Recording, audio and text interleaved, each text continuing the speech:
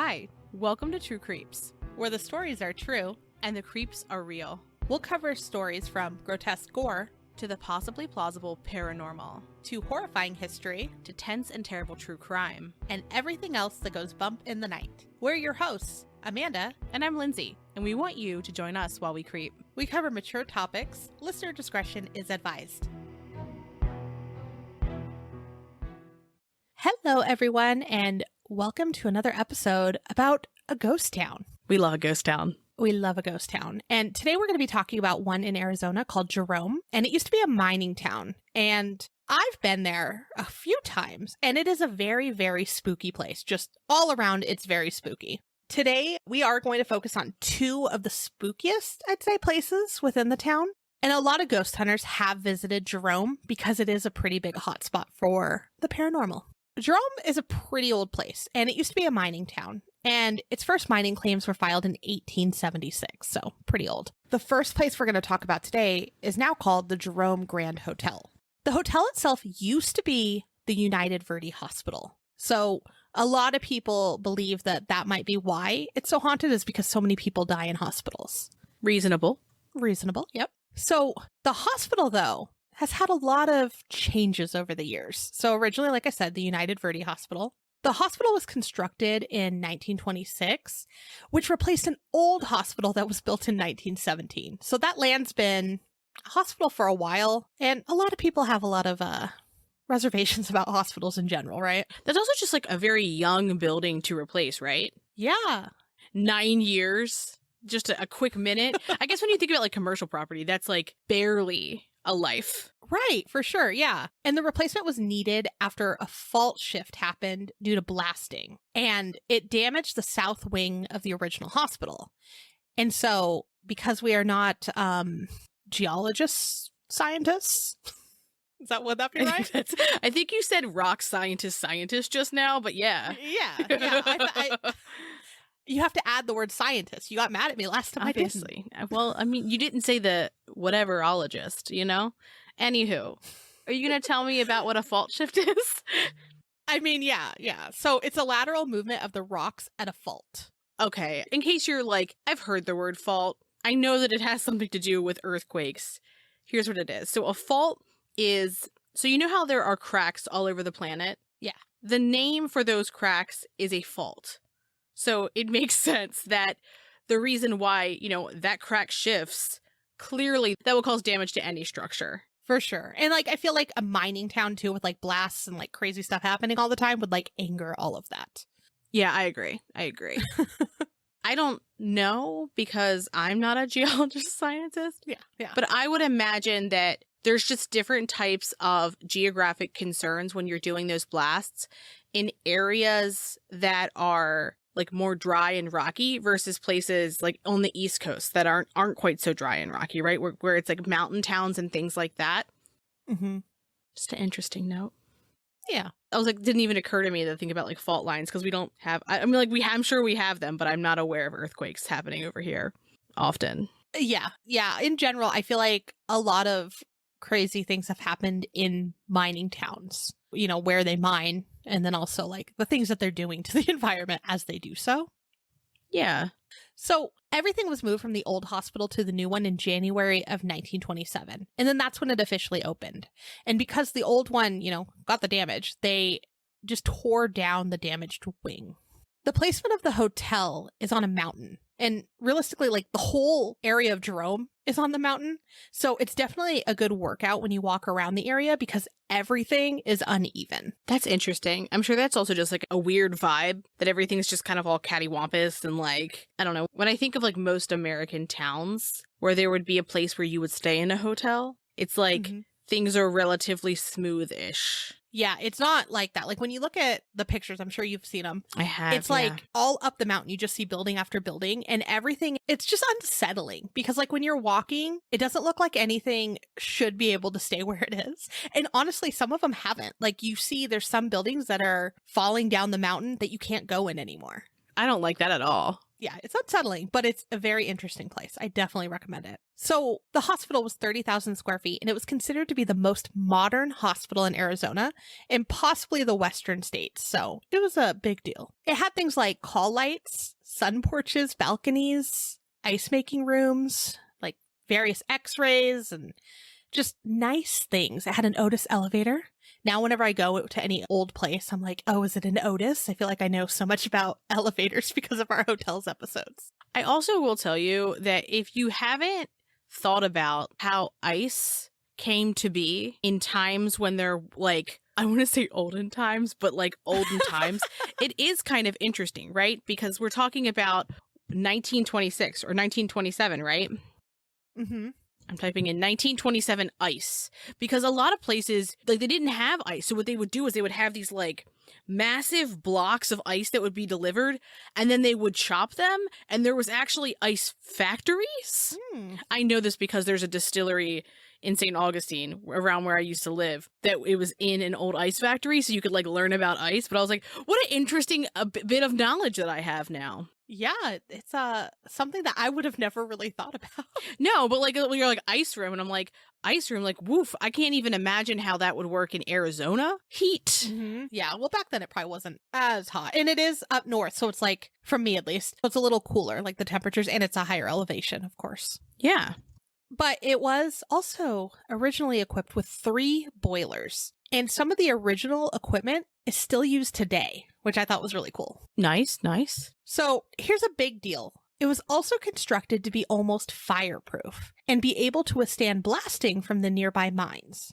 And essentially it was like an above ground bomb shelter. The majority of it is made with poured concrete, and the only wood being used is for like doors, windows, built-in cabinets, things like that. So that helped, eliminate anything that could catch on fire. My guess is that when they built it, they didn't want to end up like many of the other buildings that caught on fire over the years. One big one was the Montana Hotel, and they were destroyed in 1915 due to a fire. And that was even deemed the finest and most ornate. And the foundation for it is still in the town. That's interesting. Yeah. That you can like see the ruins of it, if you will. Yeah, and there's various ruins there too. Like, just so odd. Well, I mean, I would also imagine that in a town where there are things that are happening that are causing structural damage, lots of buildings have been casualties over the years. And like digging up a foundation is a lot of work to do for something that you're just going to leave, right? Yeah. So the Phelps Dodge Mining Corporation acquired and operated the hospital until it closed in 1950. And again, like, that's a really short lifespan. It's not even 25 years. That's a very, very, very short thing. But yeah, it was fully maintained and furnished for around 20 years before Phelps Dodge knew it could never again be used as a hospital. And then in the 70s and 80s, that's when they finally removed the rest of the furnishings. But they wanted to keep the building safe from vandals, so they had a living caretaker who was hired to take care of the building, and then it was leased to a family. And can I just tell you what that makes me think of? What? It makes me think of The Shining. Oh, yeah, that's true. That's true. Right? Like, it's not snowy. Oh, maybe it is snowy. I don't know. There's parts of Arizona that get snow, but like, yeah, that's very much the vibe that I think of. It could snow there. Okay, so that could be the Stanley Hotel. But so in the 1980s, the last caretaker took their own life. And after their death, the building was boarded up, and then it was just monitored by police and then some of the Phelps Dodge staff. Then, for liability reasons, Phelps Dodge ended up selling the property. Now, in December of 1993, Larry Altier made an offer and he took possession in the end of May of 1994. And he actually still owns the property today, which the longest owner, it seems like, right? I mean, with the exception of Phelps Dodge, because they had it since the 50s, but like, they weren't really operating it for a long time. Right. So in order to make the property, a functioning hotel, Altier had a lot of work to do. And when the hospital was built, okay, we're talking about 1926, right? Not a lot of cars. So they only had 12 parking spaces. So they made more parking spaces. They now have 70. But it took 1,000 dump truck loads to excavate that space. And that just seems like a lot of work. You don't think about stuff like that. At least I hadn't before I researched this place, where it's like, oh, yeah, years ago, they didn't really drive. So why would this guy's giant truck fit anywhere near this hotel? Well, I mean, from things that I've been a part of, I know a few things about zoning and parking and that you need to have certain amounts of parking in order to like reclassify your building as a certain for different use. But it's interesting that he had to do this type of effort in order to get those spaces. And what that tells me is that he bought the hotel for very cheap. Like they were like $1 and it's yours. So in addition to fixing the parking, he also had to renovate the inside because it was a hospital, right? And so in July of 1996, the first 6 rooms were ready and the building was able to open again. And then the next year in 1997, he opened the Grandview restaurant and lounge, but he later began leasing the restaurant portion, which again makes sense. I feel like a lot of hotels do that because that's a lot easier than being a restaurateur and a hotelier. Yeah. But so in 2003, the Asylum restaurant opened, and it's still open today. And when I hear Asylum, obviously, you, dear listener, are also probably thinking the same thing. You're probably thinking a mental health facility. But we couldn't find any history that this property ever served as a mental health facility. Yeah, and that's something, too, that when I went on my first ghost tour in Jerome, that was one of the biggest misconceptions of the place that our tour guide told us about is some people say this was a mental health facility and just that. And he's like, it wasn't just that. Like, I'm sure they had that. They had something there. It was a hospital. But like a lot of groups have tried to showcase it as a mental health facility. And that's why it was so haunted. And it's like, that's just a big misconception. I think that's also a very big trope when we talk about haunted places is I think that people try to give reasons for why a place is haunted, right? Because it could just be that it's haunted as hell for no reason, right? But when you have this like sinister or dark or mysterious kind of imagery that you can give, I think it does that. And I think that when we think of asylums, a lot of people have the second season of American Horror Story is what pops into their head. Even before that, I think that that was very prevalent imagery in just media generally. And horror movies. That like, you know, mental health facilities were dark and it was, you know, scarier than it necessarily had to be. And that like the people who worked there were also kind of monstrous, even though, you know, obviously that's not always the case. It certainly is sometimes. And we talked about it in our Stranger Things episode, but like Penhurst was a horrific place and an asylum. Yeah. So it's not that it doesn't exist. I just don't think that as often as folks are like, and this was an asylum, it actually ever was. Right. But it also is brilliant marketing if it's a spooky place to give it that kind of mystique, especially if those rumors are already around, I feel like. Yeah, for sure. But I mean, the moment I hear hospital, I'm already like, people die in hospitals. People go there to die. So like, there's going to be a lot going on. Look, I would rather be a dump ghost than a hospital ghost. Oh, for sure, Z's. For sure. Like, I would not want to be, like, just haunting around hotel rooms. That would be really depressing. It would. Like, at least at the dump, I could be like, what are y'all throwing away? What kind of trash do you have? You got a bunch of bottles? That's a lot of ice cream. No judge. Not judging. I'm just saying it's a lot of ice cream. Oh, looks like you threw away all those greens that you bought last week. You didn't use those? And the week prior, and the week prior to that. Yeah, got a lot of old greens that don't look open and a lot of empty ice cream. And that's me talking to myself, honestly. Have you seen the video lately? The things I never thought I'd do as an adult. And it's someone like reaching for a bag of salad and then just walking it to the carpet.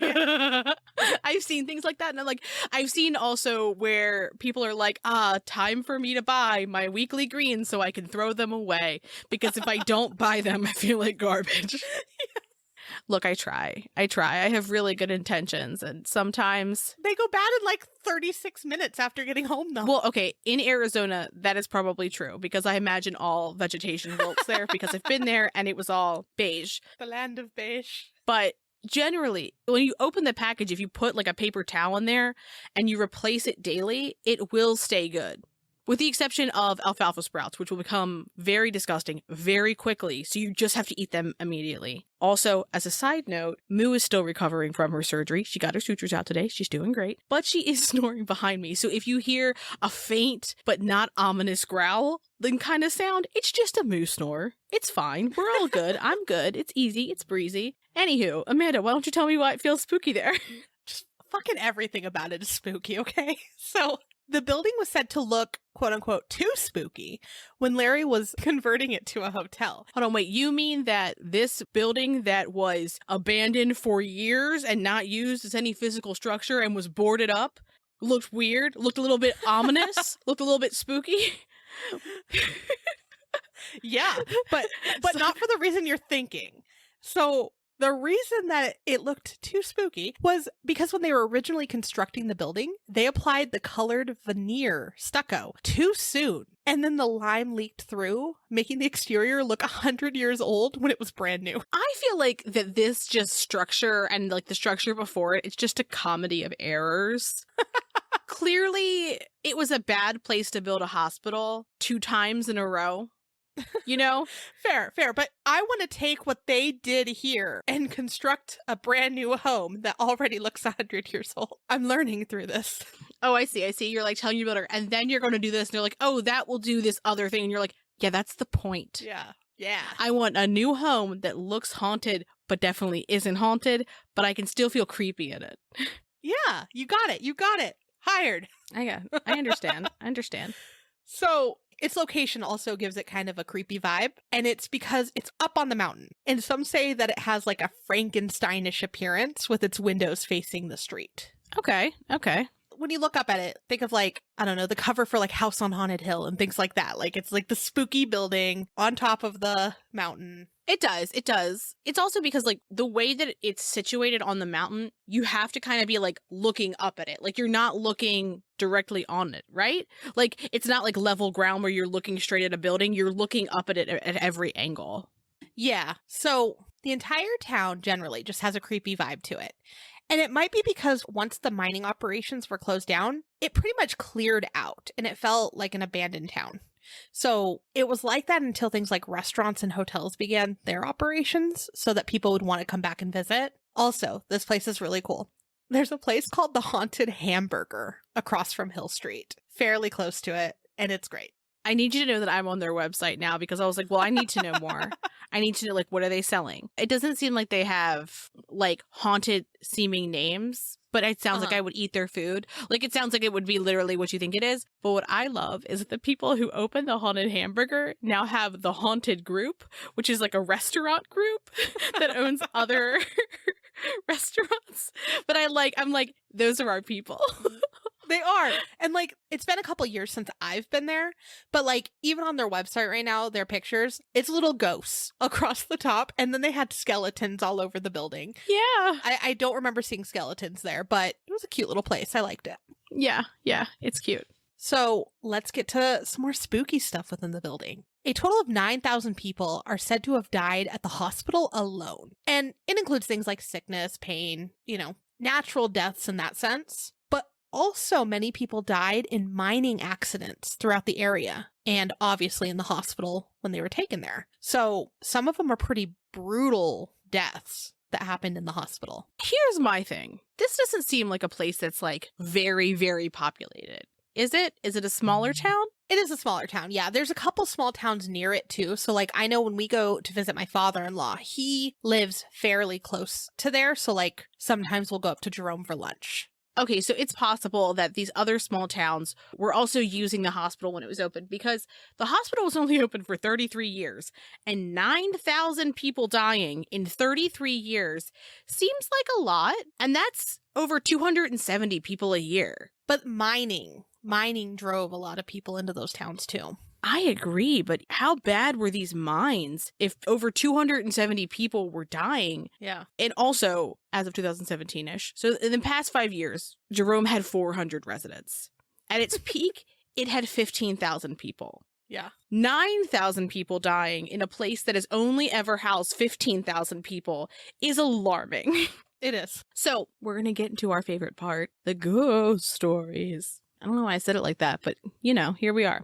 Spooky.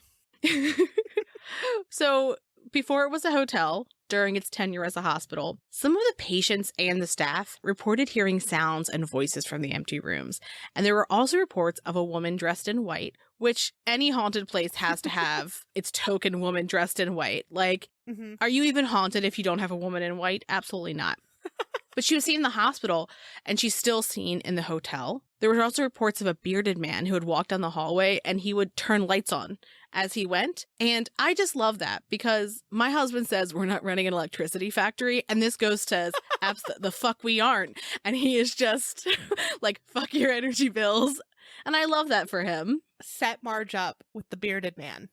Oh, but Marge had a husband. Yeah, but she travels now and Oh, I forgot. This is the year of Marge. I mean, she could. Maybe she and the bearded man can go around turning on lights with the Blair Witch. That's their friend. Yes. So earlier I had mentioned that there were only 6 rooms open when they had the grand opening. Yeah. So as soon as people started staying there, they began reporting hearing voices and sounds. And some people would report a sound that kind of sounded like a gurney in the halls. And then they would like kind of look out of their room, but there was nothing there. And I would imagine it would be like like a kind of like squeaking, wheeling sound. And then I would also just imagine like you would hear the echo of that in the hallways because hotel hallways are always so bare. So you kind of hear the echo of like luggage moving or, you know, room service carts. But a gurney is like a different vibe because it's like heavier. To bring it up again, I already mentioned House on Haunted Hill. Have you seen the remake of it? I think it's 1999, late 90s. I don't know. Maybe, probably. Oh, you know what? I have seen this. Well, the reason I bring it up is because any scary movie that includes like ghost doctors and nurses freaks me out. And all I think of is that scene where they're looking and they don't really see anything. And then I think they look through a camera or something and they see the operating room. Oh, yeah. No. It's so unsettling to me. And I feel like that's what's happening in this hotel. I do like a vibe when you are watching a thing and then you look at it through a piece of technology and you can see the ghosts. Mm-hmm. That makes me think of one of, I think, the best ghost movies that there is, 13 Ghosts. Oh, well, yeah. Like one of the best, right? Like we love Matthew Lillard generally, but also just like it was so well done. Like I feel like you can watch it today and it still stands up. It does. Like the tech, you're like, yeah. And just like the characters from it are so recognizable, like the different ghosts that there are. Uh-huh. Just 10 out of 10. I've seen online petitions to get them to do a series, like with the backstories of the ghosts. Oh my gosh. Where can I sign up? I'll have to find it again. It's been a while. 13 Ghost series petition. There's barely any signatures. I think that people need to know more about this. Well, we're telling them. We're telling them what they want.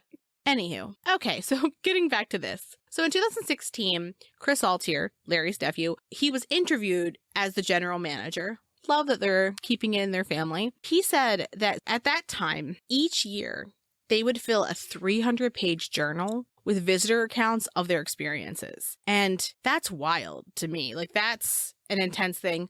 Also, Christopher, it's 2016. Type it up, my guy. Have people put it someplace digitally. You're going to understand why in a minute. So, at the time of the interview, they already had 4 to 5 journals filled with stories. So, like 1,500 pages of stories. Yeah. Amazing. So he also discussed that the 3rd floor seemed to be the hot spot, if you will. And that is where the OR, operating room, used to be. And that's where most of the deaths occurred. And Amanda mentioned this, right? So that this was a mining town. These are probably gruesome accidents. So like, these are people who were in significant pain. Yeah.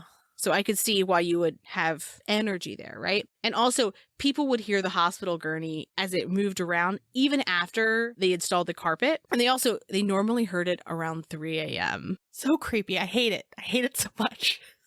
But I love it. And I want to go stay there. So one thing you mentioned right now is 3 a.m. And we've talked about why 3 a.m. is such a special time in hauntings back from our ghost episode, which was forever ago. As a recap, the reason is in 1835, there's something called the witching hour, and that's when it was first recorded. And it seems to originate from a period of time in like 1535 when the Catholic Church forbade activities during the 3 to 4 a.m. hour due to rising concerns about witchcraft in Europe. Love it. Which we just talked about. We did. We talked a lot about witches. We did. So things like witch hunts, demonic activity, exorcisms, and rituals have all become intertwined with the witching hour, as just about any clock in like a horror movie would tell you, right? Like every ghost movie you see, it's like 3:01 a.m. and then weird shit starts happening. Yeah. Do you ever like look at the clock? I don't know if you're ever up at 3 a.m. I'm always up. So I'll be like, it's 3 a.m. Oh no, this is the time. I always have to pee in the middle of the night. And yes, you can bet your bippy that I'm always like, what time is it? It's normally around 4 for me. So you might be out of the witching hour. Yeah. My sweet little Kimber loves to go potty at 3 a.m. I don't know how you hear her whisper bark from your bedroom. She is screaming. When I tell you, it's like, whoo, bark, bark, bark. I talked about it in our last episode, but it's very quiet. You need to record her. I will. It's ridiculous. And don't you turn it up. You keep it nice and quiet, just like it is, a whisper bark. So there is a debate, though, what the witching hour really is. So some believe that the witching hour is a time of night when the veil between life and death is the thinnest, and it allows for spirits and ghosts to travel between the two worlds. Others believe that witches and psychics and things like that are more powerful at that time of night. Ooh. And some aren't really sure what the witching hour is, but they know nothing good happens at 3 a.m. The number 3 also is often a mockery of the Holy Trinity, making it the perfect time to carry out acts of evil. Ooh. Sorry. But realistically, for most people, 3 a.m. is when their body goes into REM, the deepest sleep possible. So it slows your heart rate down, it drops your body temperature, and generally dulls as many functions as possible so that you can truly get like a deep rest. And if you wake suddenly in the middle of REM, you tend to feel pretty odd. So it could be that, but I like the spooky part more. Always. So people also report a ghost cat, and it jumps on their bed and walks around their room. I love this. I do too. And I was talking to a family member earlier too, because I see ghosts, but all throughout my life, I've seen ghost animals. And typically it's like the way that I see them is like kind of like out of the corner of my eye, but vividly, right? It's not like generally right in front of me. It's how I see animals normally, right? Because my cats are living their lives. Typically it's like jumping onto things and stuff. And so just love that we're talking about a ghost cat. People also see the ghost of a young boy, and then room 32 also gets a lot of activity. And this was actually a hospital guest room that had a balcony, and it was the site of 2 possible suicides. One was a former miner who climbed over the balcony, and then there was also a businessman who had shot himself. And these 2 instances happened within 6 weeks of each other. It reminds me of the Cecil. Yes. I would imagine if you were staying in a guest room in a hospital, you're likely not there for good reasons, right? Like you're like dealing with someone who you love being very, very sick. And so I think that's just very sad. Yeah. Also, people report that the door opens by itself and the faucets turn on and off by themselves. There was even one comment on a video that we had watched as part of our research. We saw there was a comment that was posted by 12 News that a person that stayed in room 32 felt like they were being choked in the middle of the night. Don't like that. And another comment said that they heard the door open and closed and felt like they were being quote unquote tugged from behind. I don't like that at all. Also, if you're saying like tugged from behind, I don't know why, but the image that I get is the copper tone girl with like the bathing suit. But it makes me think of being tugged down, like maybe like a little kid pulling your shirt or something. Oh, maybe. When I hear just tugged from behind, I feel like if I was talking about someone grabbing me, I would say grabbed. That's true. Tugged feels like I was just kind of like gently pulled. But anyway, people have also reported that they heard sounds that sounded like a gunshot around 2 a.m. And this was actually the only account that we could find of anyone hearing a gunshot. And that person who had left that comment said that they checked out early. And I think I would have too. Yeah, fair. One story that really got me is Chris once received a phone call from an unoccupied room, which was room 41 on the top floor. Oh, I don't like it. That's unsettling. That would freak me the hell out. Yeah. And he said that he heard a lady say something, but he couldn't make out quite what she had said.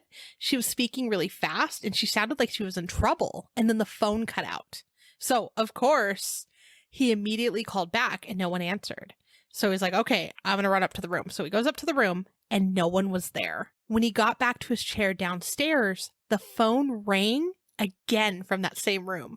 And then when he picked up the phone, he only heard raspy breathing on the other side. Oh, no. Is it worse to have heavy breathing that sounds like an obscene caller or raspy, do you think? I think just breathing in general, like on the phone, never means good. Also, we could just, I don't know why I breathe into the microphone. We could absolutely just take the breaths that are already here, copy and paste those bad boys in. I'm leaving it. So 2 psychics that have visited have also said that they felt that the head nurse was still around and that she was pretty upset that the desks were removed. She's like, you are making this a very difficult work environment. I mean, yeah. They are. So they were in the restaurant lounge area, and it used to be the dispensary, like main entrance of the hospital to show you where everything is from before and nowadays. And the desks that this head nurse is looking for were in the storage area. So when the owner decided to lease out the restaurant, the new tenant was like poking around and found a couple cabinets stored in the back. And he asked what was in them and if he could use them inside the restaurant area. They ended up being the original dispensary counter desks and are now located a few feet away from where they used to be placed. So I hope the head nurse is happy. Interesting. And since they moved the desks where they should be, the nurse's presence has not been felt again. She just wanted her damn desks back. The last thing I'm going to give a shit about when I die is my work desk. But, I mean, live your truth, baby girl. She's still working, apparently. Oh my gosh, give it up. They aren't paying you. Okay, so remember earlier we talked about the caretaker who had killed himself. And this had happened in the boiler room. So people think that that room is haunted by him. So additionally, in 1935, Claude Harvey was found in the basement and had been crushed by the elevator. He had been called down to do some work on that elevator and it had gotten stuck. And he was underneath of it, fixing it when it came down on his face and neck. Ugh. Horror story bait, right? Like, this is just terrible. Yeah. And he wasn't found for another 40 minutes. It was ruled an accident, but it was later determined that it wasn't the elevator that killed him and that he may have been murdered because when they looked at the elevator, it was working just fine. And there are several sides of this, and some included that someone murdered him and then had the elevator come down. And I mean, that would be smart because you wouldn't see if he was bludgeoned or something like that. And then some think that he may have even jumped down into the elevator shaft and his body was then crushed afterwards, but he had already died. And then people claim that he still rides the elevator and walks the halls. And I'm just going to say it. Look, I will not be haunting my place of employment. No. Mm-mm. It's just not going to happen. Like, I am paid to be there. I am there for what I am there to get my work done. I work remotely, but my office hours, if you will. But even when I worked in like an office, I wasn't going to be like, and now this is my eternal resting place. That makes me very sad. Again, we talked about it in another episode. Look, sometimes you just need to like work on your ghost things. You need to get over it and you need to leave your workplace. Mm-hmm. Mm-hmm. So in 2011, Ghost Adventures, our favorite, did an episode on the hotel. And we also saw Zach Baggins do a paranormal challenge there with 2 different paranormal investigator teams. The paranormal challenge at least had Chris in it to give the real history and discuss some of the things that happened, which, okay, so long as there's some history, we've talked before how sometimes we think Ghost Adventures is disrespectful. We say sometimes, I mean all the times, do you want to hear me angry about Zach Baggins? Like, really angry? Go back and listen to our Dybbuk Box episodes. And you can't not agree that he's disrespectful after you listen to that. Anywho. Yeah, even Velisca. Even Velisca. But I also just need everyone to go listen to our Dybbuk Box episodes because I feel like I was so fascinated by all of the lore behind it. And I found it very interesting and that not something that's out there a lot. And as we approach spooky season and people are looking at spooky tropes and things like that, understanding the cultural significance behind something, I think is very important. Mm-hmm. But anywho, some guests also report various smells around the hotel. And you know that I love that from our Black Forest episode. But people smell flowers, cigar smoke, and whiskey. And I think that's very interesting. I love that everything's always a cigar, right? Like every haunted place, someone smells cigars. But that's also such a recognizable smell. Yeah. I feel like when you're thinking of smells that will no longer be in most places, a cigar is one that's at the top of the list because you can't smoke inside in a lot of places now. Right. So if you smell that and you don't see one around you, you're like, oh, a spooky ghost. And not, this was a room where a lot of people smoked cigars for years and years and years. Yeah, fair. So some sad news. The owner really isn't into hauntings or ghost stories, but says if there are spirits, they must be a lot happier occupying a hotel instead of a hospital. And quote, they're dealing with a clientele that are here by choice and not necessity. Nice. Fair, but I'm like, oh, I love when like hotel owners lean into the hauntings and let you do things like the books and ghost tours and things like that. Because I tried to reach out for employee stories. So I contacted the hotel, but their general manager responded that the owner prefers that they not promote or market the property in the haunted fashion, even though they believe it to be that. So like they confirmed that they believe that it's haunted, but they can't talk about it. I get it, but I don't like it. Exactly. Also, I'm guessing Chris is no longer the GM, and maybe he was the one that was making it like ghost story friendly when he was there, because ever since I can't find much on him anymore, that's when I see kind of that changeover. At least that's my guess. That's fair. I mean, I could see that it is a very unique clientele who are wanting the hotel to be spooky. Mm-hmm. And then it is very easy to displease people who want a haunted hotel because you can't make ghosts perform. So unless you're going to do something like they did with the Queen Mary, where you make like one of the rooms like fake spooky and then it becomes real spooky, you know, I think that would be difficult. Yeah, I mean, I see both sides because it is a very small place. I feel like it makes people want to travel there. Like I have no business staying there very much. Like it's a little bit away, I guess.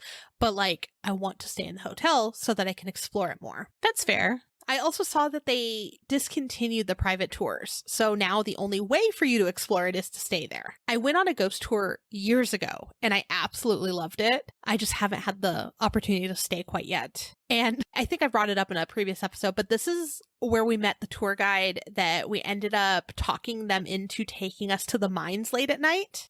And pro tip, do not go into the mines late at night. You know, I feel like that feels like a given, and I feel like you could have stopped your sentence at "don't go in the mines." Period. I wanted to see them. I wanted to see them at night with a stranger. Yeah. Do you see how maybe this wasn't the best? Like Now looking at it, clearly. that hindsight just crystal clear. Well, I mean, we had a little group. It was for my birthday that we went. And your death day. And we had a couple drinks after the tour. And the tour guide was at the bar. So we were like talking to him. And I was like, yeah, I'd love to see the mines. And he's like, you want to go now? You bet your bippy I do. And I'm like, absolutely. So there's us walking down the damn mountain late at night. I want to say it was like around closing time, but you know, it's been years. And we're walking down this mountain like in inappropriate shoes, to be honest. And then we find the mine late at night. And we're like, yes, we get to go in. And we went in and there's a lot of bugs. A lot of bugs. Yeah, you went into a nature crevice. Of course there's lots of bugs. Yeah, I didn't like it. I'd rather ghost more than bugs. I mean, what about ghost bugs? No, I draw the line. I draw the fucking line at a ghost bug, god damn it. Well, if you want to go exploring in this hotel, it's, again, the Jerome Grand Hotel. And you could stay there for about $200 to $600 a night, depending on the type of room. So it is still open, operational. It is a site, and you can go get a burger at the Haunted Hamburger. That's true. Or some wings. I don't know why, but... Or some wings. They had them on the menu, and I was like, no, well, now I want wings. So let's talk about another haunted hotel in Jerome. And that would be the Connor Hotel that was built in 1898 by David Connor. And originally it was designed with 200 rooms upstairs, and it had a bar, card rooms, and then billiard tables on the first floor. And again, like 200 rooms feels like a lot for a really small place, but I guess if you have people coming to see the mines and other things like that, it would make sense that you would need a place for them to stay. But the hotel has burned to the ground, not just once, but twice. Yeah. And the owner was one of two business owners that had insurance at that time and was able to rebuild and renovate each time. And like, look, burn my hotel down once, shame on you. Burn my hotel down twice, don't build another hotel there. You know, like, I feel like that's the lesson that could have been learned. But anywho, it wasn't. So people have been creeped out in various places throughout the building, including some of the rooms and the bar. And the rooms with the most like spooky ghost activity are rooms 1 and 2, but most of the rooms do have reports. So that's interesting because when we were talking about the Jerome Grand Hotel, there were rooms here and there and places here and there was room 32, but here it's like most of the rooms, but especially 1 and 2. But so radios will randomly turn on even if they're not plugged in. I don't like that. Oh, no. Figures are seen just at various times. So it's not like it's, you know, your witching hour person or whatever, but some people hear whispering and laughing. I don't know which I dislike more. I hate them both. I hate them both for different reasons. Equally. I mean, whispering makes me feel like in my bones unsettled, and laughing would just make me worried about what was about to happen. Yeah. But there's also been drops in temperature. In room 4, some have reported hearing a dog growling behind the door. Maybe there was a dog that was recovering from surgery that was just snoring very loudly. Poor Moo. Moo. A housekeeper was once cleaning room 1, and they had a strange experience. Their name was Nicole, and she had gathered the linens, and she was taking them down the hall when she saw a woman in a red dress, not a white dress. And Nicole recalls it being a beautiful dress, and she smiled at the woman as she passed, and she noticed that the woman had a pretty large scar underneath her right eye. And when she looked back to get another view of that dress, the woman was gone. And where they were, it wasn't possible that she could have gotten away that quickly. Like, there wasn't a door she could have gone through or an exit. Yeah. And there's been other run-ins with the same woman with the scar. So a woman named Renee was having a drink at the bar. And so she's sitting there, and then she notices a woman looking at her. And she had brown hair and, quote unquote, something wrong with her right eye. So the scar. She was also wearing a red dress. She recalls thinking that maybe the woman had been punched in the face or something like that. Oh, wow. So she just tried to ignore it, but she could feel her staring at her. So it was starting to bother her. After a few minutes, she decided that, you know what, I'm just going to go. I'm going to approach her, see what her deal is. When she went to do so, though, the woman was gone. She asked the bartender about her, and what he responded was, no one has been sitting in that seat all night. Oh, I don't like that. Ugh, chills, right? And just a note, room 1, so what Lindsay just said, that Nicole was cleaning, is directly above the bar area. Right? I don't know how I feel about that. Ugh, I don't think I like it. chills. I don't think I like it at all. So let's talk a little about a true crime story that took place at the hotel, and it may explain this woman in the red dress.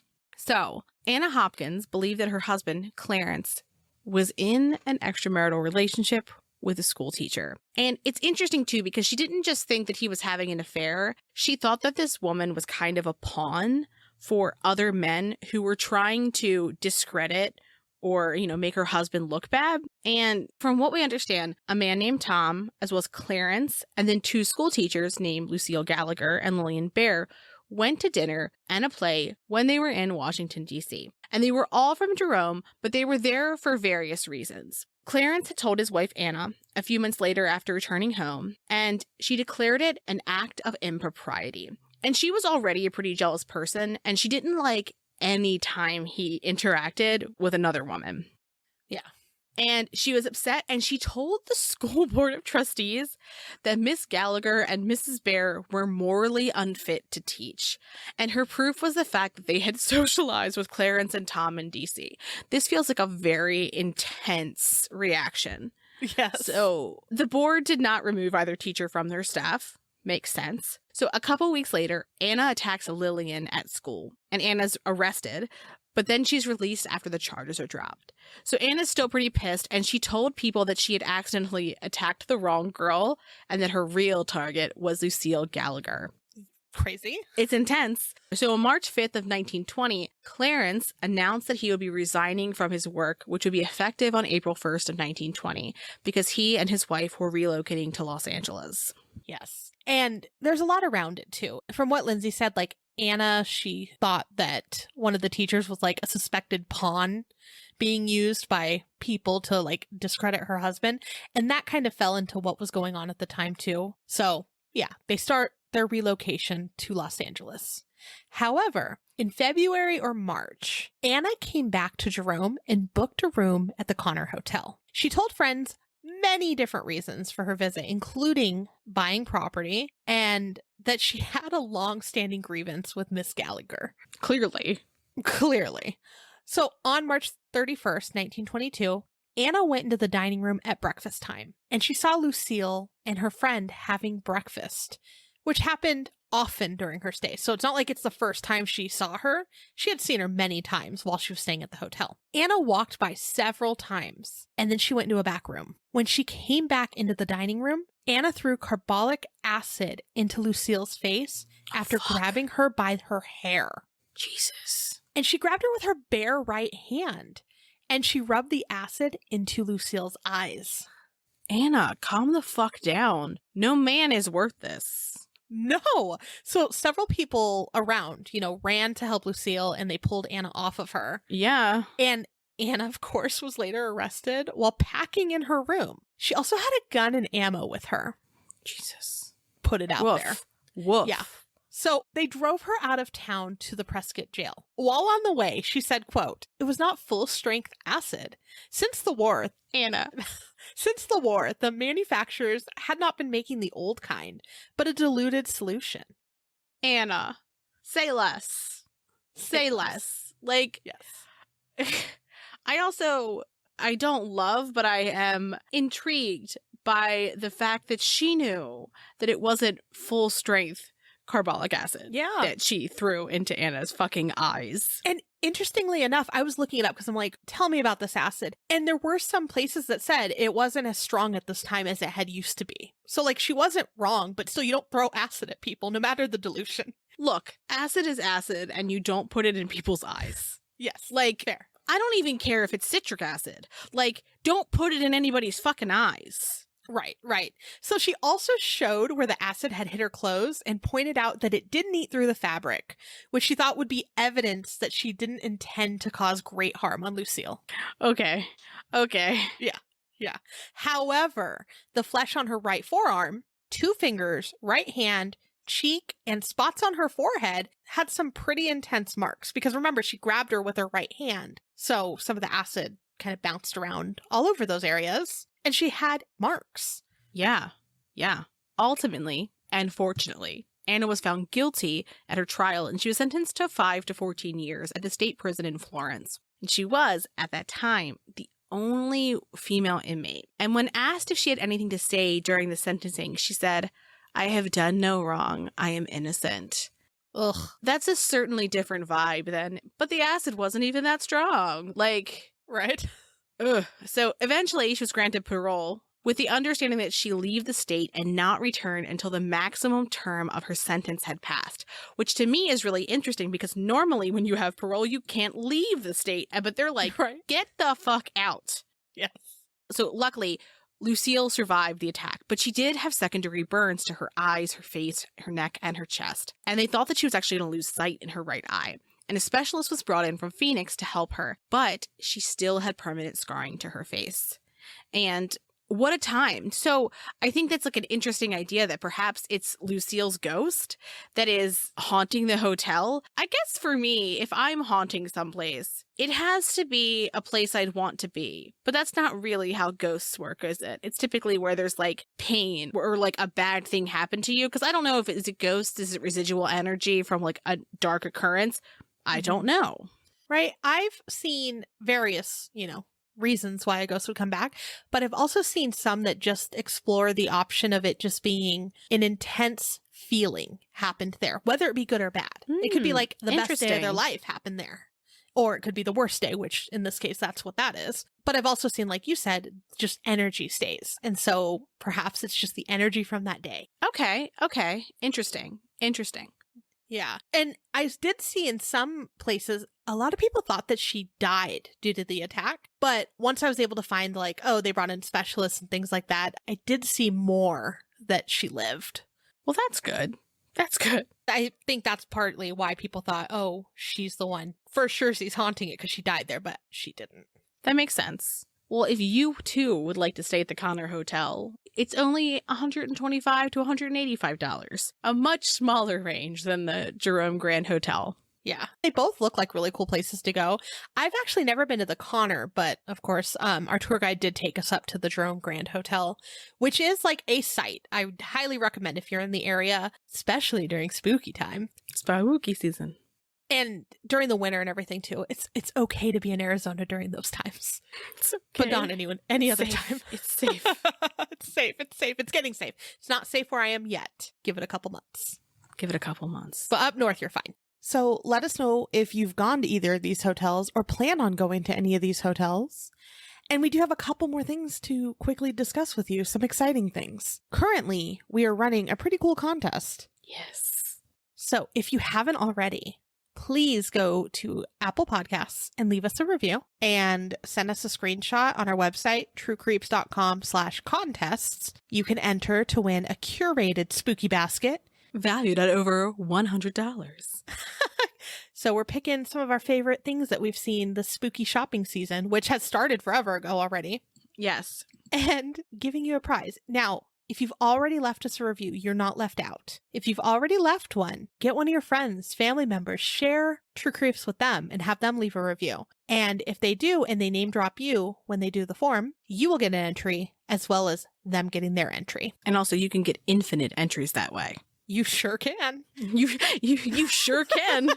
It says. I want this box, so. Are you going to have people name drop you? I think that you should be barred from entering. You know what? That wasn't in the terms and conditions. Have I been buying some of the things that we're putting in the box? Yes, I have. Because I too want them. One for me, one for the box. Yes. Yes. And also, if you don't follow us on social media already, we're going to be sharing like little teasers of what will be in the box all October long. Yeah. So follow along with us. Yeah. And with that, have a great weekend. Thanks for creeping with us. No, I draw the line. I draw the fucking line at a ghost bug, god damn it. Look, I would rather be a dump ghost than a hospital ghost. Oh, for sure, Z's. So, don't mind my squeaky ass chair. This could be the gurney sound.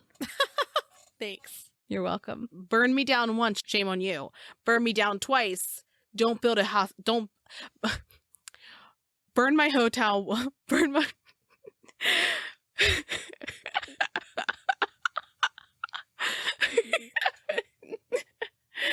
Okay, give me a second. Burn my hotel down once, shame on you. Burn my hotel down twice, don't build another hotel there. Thanks for listening, and as always, a special thank you to our patrons who support us via Patreon. Please see the link in our show notes to learn more about how you, yes you, can begin to haunt the dump, guard vortexes, or even become a scorching Sasquatch. Ooh. Also in our show notes, you can find the link to our website, more information on our sources, our social media handles, and our merch store. We'd love for you to keep creeping with us. So if you like this episode, please subscribe, rate, review, and share the show with your fellow creeps and or ghosts. I beg of you.